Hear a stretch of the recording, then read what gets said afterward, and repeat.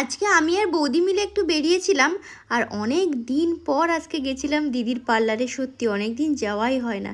এসে দেখি মহারানী নিজেই বসে গেছেন মেকওভার নিতে, ও হেয়ার ওয়াশ করছে। আর সেই মুহূর্তে আমরা চলে গেছিলাম একটু ব্যাগ কিনতে। আমার একটু লেডিস ব্যাগ, মানে হ্যান্ড ব্যাগ যেগুলো সচরাচর দরকার হয়, তো সেগুলো আমার একদম ভালো হচ্ছে না।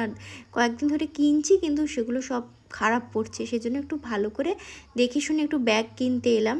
তো এখানে ব্র্যান্ডেড ব্যাগও ছিল, কিন্তু ওগুলো অনেক দাম বলছিল, নিলাম না। কোয়ালিটির মধ্যে দামের পক্ষে এই যে পিঙ্ক কালারের ব্যাগটা আমি নিয়েছি সব সময় যাতায়াতের জন্য। আর একটা ব্যাগ আমি নিয়েছি একটু বড় সাইজের। তো দুটো ব্যাগ নিয়েছি।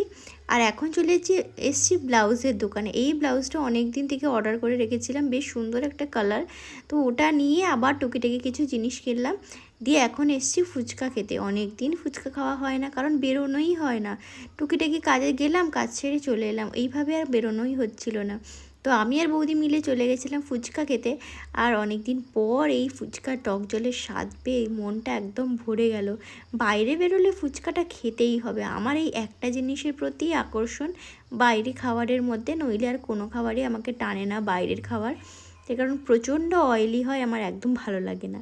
আর সব কিছু কেনাকাটা করে কাজ শেষ করে এখন আমি আর বৌদি বাড়ি যাচ্ছি। ফেরার সময় মায়ের জন্য একটু মুচমুচে আলুর চপ নিয়ে যাব, এটা দারুণ খেতে হয়।